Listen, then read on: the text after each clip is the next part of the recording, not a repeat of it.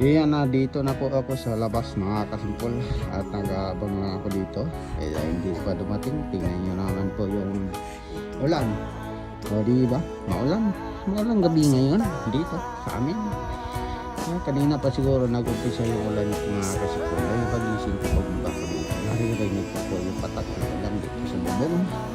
Kaya sabi ko, ay ang lakas ng ulan kanina mga kasimpol ba? Mabuti ngayon, humihina na po siya. Kanina pag gising ko na 6:30, napakalakas. Ngayon 7:10 na po dito ng gabi mga kasimpol. Ayan po. At dito na muna ako sa aking pinto. Sarap ba mga kasimpol dahil maulan. Ayan po po tayo. Kaya hindi na natin pupunta dun sa abangan ko lang yung bus. Pagka nandoon na po yung bus mga kasimpol, tatakbo na lang ako doon mga kasimpol. Ayan po mga kasimpol. Update ko lang po.